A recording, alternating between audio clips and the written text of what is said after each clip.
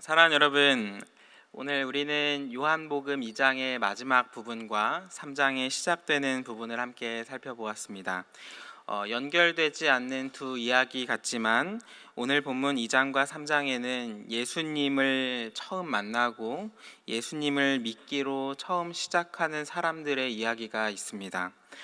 사랑하는 여러분, 오늘 이 말씀을 통해서 예수님을 믿기로 시작하고 믿음을 시작한 다음 믿음이 자라나는 우리 모든 성도님들 되시기를 간절히 소망합니다. 6월절의 제자들과 예루살렘에 가신 예수님은 성전을 장사하는 자들의 소굴로 만드는 장사꾼들의 자리를 엎어버리셨습니다. 그리고 그 모습이 예수님께서 거룩한 성전을 회복시키려는 모습이었다는 것을 우리는 압니다. 하지만 당시의 사람들의 눈에는 예수님의 그 모습이 그렇게 비춰지지 않았을 겁니다. 어떤 사람들은 패악한 종교 지도자에 반하는 지도자의 모습을 예수님께 보았을 거고 예수님을 보고서 박수를 치고 싶어 했을 겁니다. 어떤 사람은 예수님을 향해서 비난했을 겁니다. 성전의 전통을 지키지 않는다고. 그리고 한 무리의 사람들이 예수님을 향해서 이렇게 질문을 합니다. 요한복음 2장 18절과 19절입니다. 제가 읽겠습니다. 이에 유대인들이 대답하여 예수께 말하기를 네가 이런 일을 행하니 무슨 표적을 우리에게 보이겠느냐. 예수께서 대답하여 이르시되 너희가 이 성전을 헐라 내가 사흘 동안에 일으키리라. 아멘. 예수님을 향해서 성전을 거룩하게 할 만큼 네가 대단한 사람이라면 기적을 좀 보여봐라, 이렇게 이야기를 합니다. 당신이 대단한 사람이라는 증거가 있습니까? 질문하는 겁니다. 그런데 예수님께서 무슨 말씀을 하십니까? 네가 성전을 헐라 사흘 동안에 일으키겠다. 이상한 말씀을 하시는 거예요. 어떤 사람들은 예수님의 말 한마디에 이제 동조해가지고 이제 부패한 종교 지도자들 몰아낼 준비를 막 민중봉기를 일으키고자 하는 사람들이 있었을 텐데 예수님은 성전을 헐어버리라, 이상한 소리를 하시는 겁니다.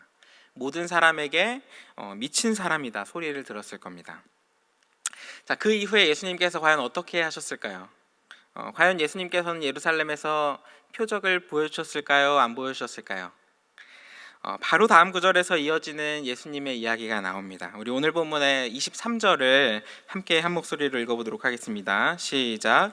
6월절에 예수께서 예루살렘에 계시니 많은 사람이 그의 행하시는 표적을 보고 그의 이름을 믿었으나. 아멘. 구체적으로 어떤 일들이 일어나는지는 모르겠지만 예수님은 예루살렘에서 표적을 보여주십니다. 그리고 사람들이 예수님을 믿기 시작합니다. 조금 전까지 예수님을 타고난 정치꾼으로 생각을 했던, 박수를 보내던 사람들이나 성전의 전통을 지키지 않는다고 미친 사람 취급했던 사람들이었는데 갑자기 예수님을 믿기 시작합니다. 사랑하는 여러분, 사람들은 어떨 때 믿음을 갖기 시작합니까? 오늘 본문에 나오는 사람들의 모습을 보면 예수님이 표적을 보여주는 것으로 믿음을 가집니다. 내가 할 수 없는 어떤 능력을, 초능력이든 이런 것들을 막 보여줄 때, 놀라운 능력을 볼 때, 와 너무 놀랍다, 기적이 일어났다, 이렇게 놀라워하면서 믿음을 갖습니다. 그런데 사랑하는 여러분, 이렇게 믿음을 갖는 것이 과연 좋을까요, 나쁠까요? 예수님의 기적을 보고 예수님을 믿는다, 너무 좋은 일입니다. 이렇게 믿음을 갖기 시작하는 것 너무 좋습니다. 예수님의 기적을 보고서도 예수님을 믿지 않은 사람들도 있었습니다. 마태복음 9장 34절을 제가 잠깐 읽겠습니다. 바리새인들은 이르되 그가 귀신의 왕을 의지하여 귀신을 쫓아낸다 하더라. 아멘. 사랑하는 여러분, 바리새인들이 예수님의 기적을 보고서도 예수님을 믿지 못합니다. 하나님의 능력이 아니라 귀신의 능력이라고 이렇게 이야기를 합니다. 사랑하는 여러분, 그러니까 예수님이 일으키는 놀라운 기적을 보고서 예수님을 믿게 되는 일, 너무 복된 일입니다. 우리들도 그렇게 믿음을 갖기 시작했을지도 모릅니다. 우리가 하나님을 처음 믿기 시작할 때 놀라운 치유의 기적을 보고서 하나님을 믿었을 수도 있습니다. 사랑할 수 없는 사람을 내가 사랑하는 모습을 보고서, 어떤 사람의 선한 모습을 보고서 나는 저렇게 살지 못하겠다, 그러니까 저 사람이 믿고 있는 하나님을 나도 한번 믿어보자, 이런 어떤 특별한 계기와 관계들을 통하여서 하나님을 믿기 시작했을 겁니다. 어릴 때부터 모태신앙으로 믿음을 시작했다면 수련회나 성경학교에서 그 부흥회에서 느꼈던 뜨거운 무언가에 대한 기억을 가지고 우리 믿음을 시작했을지도 모릅니다. 그리고 사랑하는 여러분, 우리가 신앙의 처소로 우리 용인제일교회를 선택한 이유도 그런 이유들일 겁니다. 우리 교회 새가족들이 참 많이 오시는데 교회를 다녀야겠다 이런 마음을 가지고 나서 어떤 교회가 좋은 교회일까 이제 전전긍긍하다가 이 교회 저 교회에 가보다가 용인제일교회를 선택하는데도 이유가 있는 겁니다. 용인제일교회에서는 무슨 일이든 일어나겠다. 이제까지 한국교회가 경험하는 실패의 기억이 아니라 넘어져도 다시 일어나서 새롭게 시도하고 변화되고 다시 도전하는 이 교회에서 하나님의 놀라운 기적이 일어나겠다. 이런 마음으로 우리 교회를 선택한 분들이 계시는 겁니다. 사랑하는 여러분, 우리 교회는 다음 세대가 살아나는 놀라운 기적이 일어나는 교회입니다. 어려운 이웃을 돕기로 말로만 하지 않고 어떻게든 사랑의 기적을 일으키기로 몸부림치는 교회입니다. 세계 선교를 위해서 아프리카 탄자니아에 학교를 세우는 교회입니다. 사랑하는 여러분, 우리 교회는 기적이 일어나는 교회입니다. 그런데 이렇게 믿음을 시작하고 우리 교회와 함께하기 시작하는 것 너무너무 좋은 일입니다. 사랑하는 여러분, 그런데 아쉽게도 여기서 끝이 아닙니다. 우리의 믿음은 그 다음이 있습니다. 사랑하는 여러분, 오늘 본문에 예수님을 보고서 구름대처럼 모여든 사람들 사이에서 예수님 어떻게 말씀하시는지 우리 함께 보겠습니다. 우리 오늘 본문 24절과 25절을 함께 읽어보도록 하겠습니다. 시작. 예수는 그의 몸을 그들에게 의탁하지 아니하셨으니 이는 친히 모든 사람을 아심이요 또 사람에 대하여 누구의 증언도 받으실 필요가 없었으니 이는 그가 친히 사람의 속에 있는 것을 아셨음이니라. 아멘. 사랑하는 여러분, 예수님이 놀라운 기적들을 일으키면서 사람들이 구름대처럼 모여오고 말 그대로 예수님을 영접하고 싶어하는 사람들이 막 쏟아집니다. 우리 집에 오세요. 제가 식사를 대접하고 싶습니다. 우리 동네로 오세요. 제가 잘해드리겠습니다. 이런 의미도 있지만 방금 전까지 예수님은 성전에 장사꾼들을 엎어 놓으셨습니다. 그러니까 지금 예수님은 적이 많이 생겨났는데 그 적들로부터 도와주겠다. 성전을 헐라 3일 만에 다시 세우겠다. 기가 차서 말도 안 되는 답변을 한 상황에서 당신의 편이 되어주겠습니다. 이렇게 하는 겁니다. 그런데 예수님께서 어떻게 하시냐면 누구에게도 의탁하지 않으셨습니다. 두 가지 이유가 있는데 한 가지는 25절에 누구의 증언도 받을 필요가 없다. 누구의 도움도 받을 필요가 없다는 의미입니다.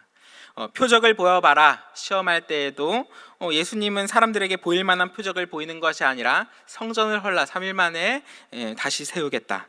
자기의 십자가 구원의 일을 예언하기로 그 일을 활용하십니다. 예수님은 사람들의 어떤 도움이나 증언을 받아서 자기의 거취의 문제나 자기의 정치적인 생명을 연장하기로 하는 것이 아닌 겁니다.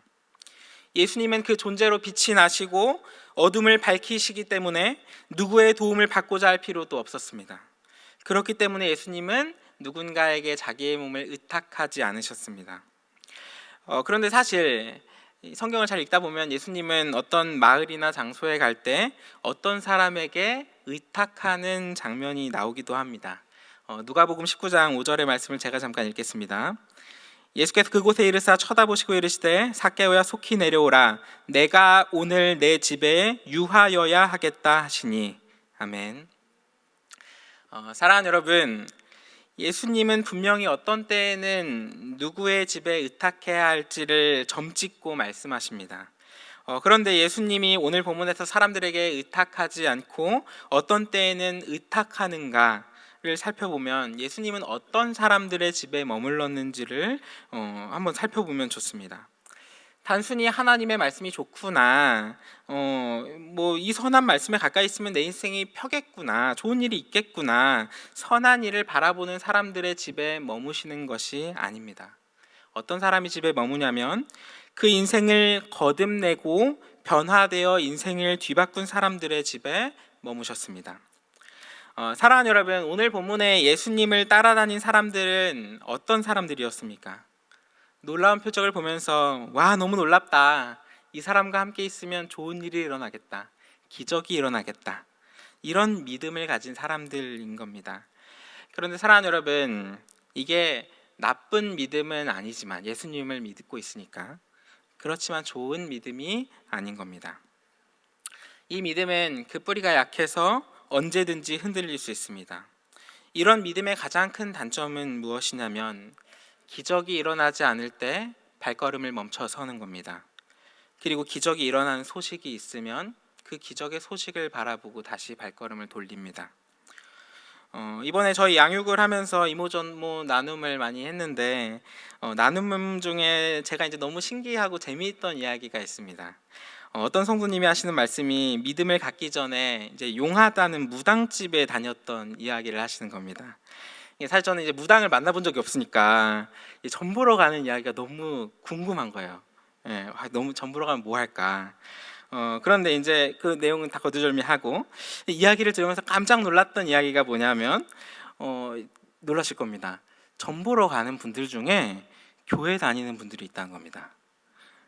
분명히 제주위에는 계세요? 네.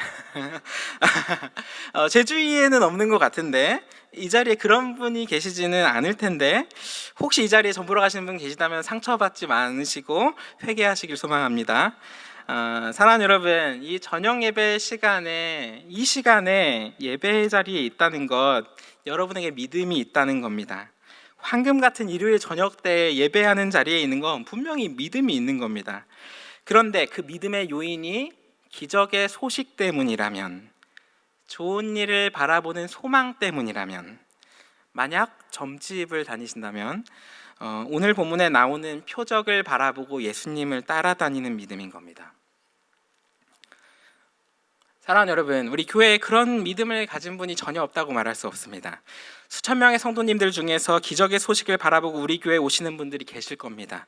담임 목사님의 말씀에 은혜를 바라보고, 다음 세대 아이들을 향한 소망을 찾아보고, 한국 사회를 향한 용기의 메시지와 아프리카 탄자니아 세계선교의 기적을 보면서 우리 교회를 다니는 분들이 있을 겁니다. 그 소식 바라보고 다니는 분들이 있을 겁니다. 그리고 그럴 수도 있습니다. 그럴 때 우리 교회 위기의 순간이 언젠가 찾아왔을 때, 이 교회 이제 텄다, 이제 딴 교회 가야겠다, 기적의 소식 바라보고 다시 떠나가는 성도님들도 없다고 말할 수가 없습니다. 그런데 그 믿음이 예수님을 믿는다는 것 때문이더라도 나쁜 믿음이 아니지만, 사랑하는 여러분, 그 믿음 절대로 좋은 믿음이 아닙니다. 그러면 우리 어떻게 해야 합니까? 우리 믿음 어떻게 해야 좋은 믿음이 될까요? 사랑하는 여러분, 오늘 본문에 나오는 다른 사람이 한 명 더 있습니다. 우리 오늘 본문 3장 1절의 말씀을 제가 읽도록 하겠습니다. 그런데 바리새인 중에 니고데모라 하는 사람이 있으니 유대인의 지도자라. 아멘. 니고데모라 하는 사람도 예루살렘에 있었기 때문에 예루살렘에서 난동 부리는 예수님을 보았을 겁니다. 그리고 표적을 일으키는 예수님도 보았을 겁니다. 그런데 니고데모 어떤 사람이냐면 바리새인입니다. 바리새인은 유대인 인구의 1% 정도 되는데, 이 1%가 유대인 전체를 좌지우지하는 사람이니까 지금 우리나라로 치면은 재벌이나 준재벌 정도가 될 거고, 정치, 경제, 사회, 문화에서 가장 상류층인 사람인 겁니다. 그리고 유대인의 지도자라고 추가로 언급이 되어 있는데, 예루살렘에 있는 최고의 결의기관인 사네드린 공의회의 의원이라는 겁니다. 그러니까 사네드린 공의회가 68명으로 이루어졌으니까 이 유대인 사회 안에서 한 사람 한 사람이 국가 권력이라고 할 수 있는 이 사네드린 공의회의 의원으로서 니고데모는 아주 높은 사람인 겁니다. 딸린 식구도 아주 많은 부자이면서 국회의원쯤 되는 강력한 사람인 겁니다. 그런데 이 니고데모라는 사람이 과연 어떻게 합니까? 우리 오늘 본문 2절을 함께 읽도록 하겠습니다. 시작. 그가 밤에 예수께 와서 이르되, 라삐여, 우리가 당신은 하나님께로부터 오신 선생인 줄 아나이다. 하나님이 함께 하시지 아니하시면 당신이 행하시는 이 표적을 아무도 할 수 없음이니이다. 아멘. 자, 지금 니고데모의 고백에서 예수님에 대한 믿음이 느껴지십니까?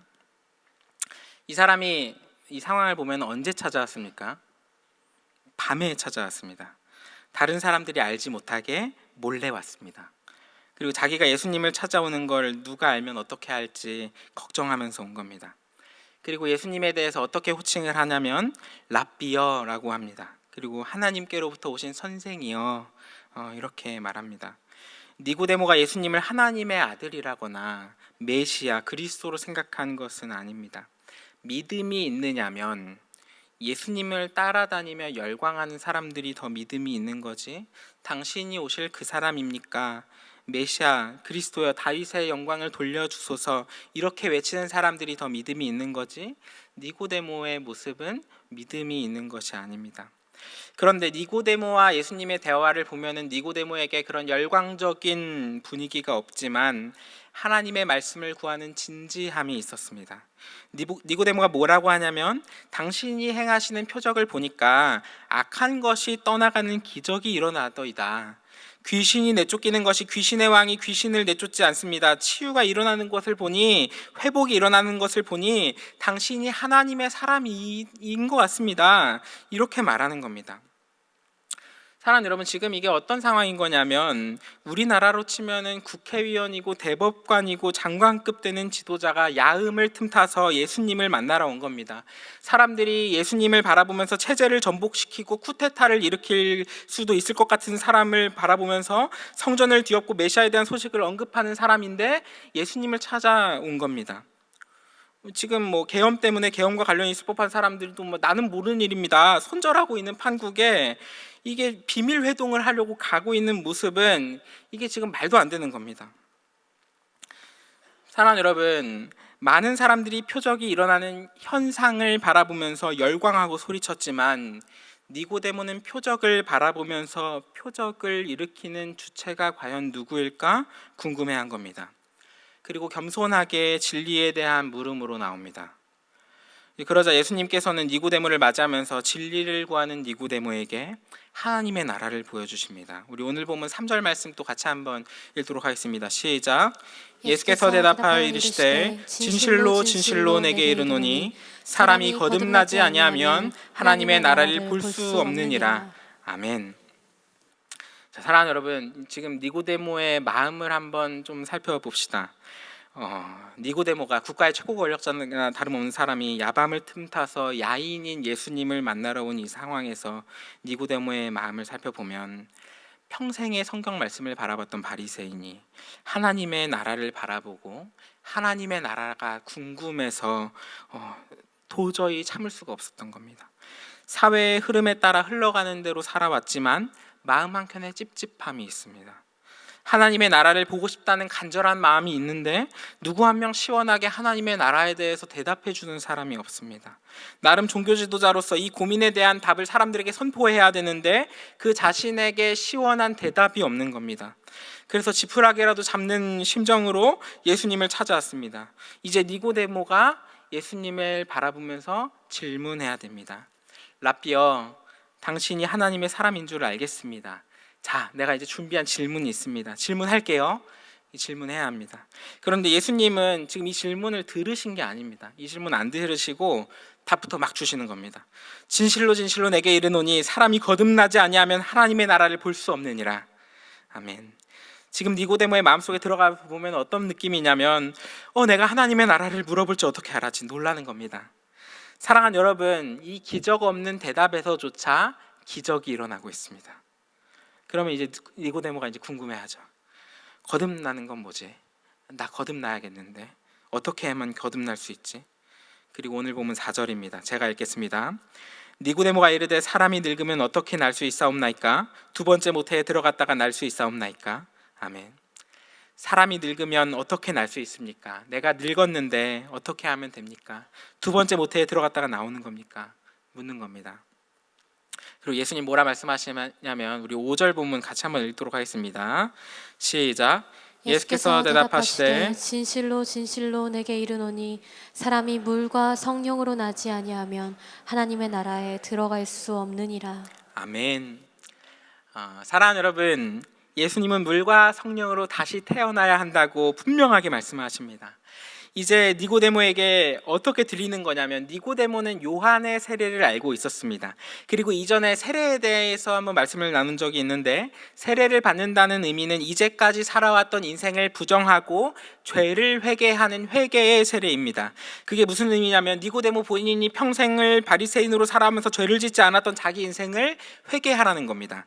예수님의 거룩한 존재 앞에 나의 악함을 내려놓고 하나님께 다가갈 수 없는 절망을 발견하고 그 절망에서 회개하고 씻어내기로 결단하는 겁니다. 사랑하는 여러분, 그게 거듭나는 겁니다. 이제 말씀을 마치려고 하는데요, 사랑하는 여러분, 예수님은 예수님의 표적에 열광하는 사람들에게 의탁하지 않으셨습니다. 이 사람들에게 믿음이 없었습니까? 믿음이 있었습니다. 나쁜 믿음은 아니지만 좋은 믿음도 아닌 예수님을 만나고 믿음이 시작한 사람들인 겁니다. 사랑하는 여러분, 오늘 본문의 니고데모에게 믿음이 있는 겁니까? 예수님을 아직 모르지만 현실 세계에서 어떤 표적을 구하면서 나의 안위가 잘 되는 것이 아니라 자기의 인생을 걸고서라도 하나님의 나라의 작은 조각 하나라도 찾아 나서는, 밤길을 찾아 나서는 것이 믿음이 있는 겁니다. 우리들도 믿음이 있는 겁니다. 하나님의 말씀을 구하면서 이 황금 같은 주일의 저녁에 함께 모인 것이 우리에게 믿음이 있는 겁니다. 우리들 모두에게 믿음이 있지만, 사랑하는 여러분, 온전한 믿음이냐면 아직 아닐 수도 있습니다. 예수님을 따라다니는 사람들이나 진리에 대한 궁금증을 가지고 온 니고데모나 믿음이 있지만 아직 믿음이 자라나야 할 사람인 겁니다. 믿음이 시작하는 단계에 있는 겁니다. 믿음이 시작한 다음, 그 다음에 우리 어떻게 해야 하냐면, 그 믿음이 자라난 현상을 보는 것이 아닙니다. 이제까지 선한 일들로, 좋은 관계들로 내가 교회를 다니기 시작했다 할지라도, 신앙생활에 함께했고 웃고 기뻐했던 신앙생활을 했더라도, 이제 믿음이 시작한 다음 우리 어떻게 해야 하냐면, 이제까지 살아왔던 우리의 인생을 돌이켜 거듭난 인생이 되어야 합니다.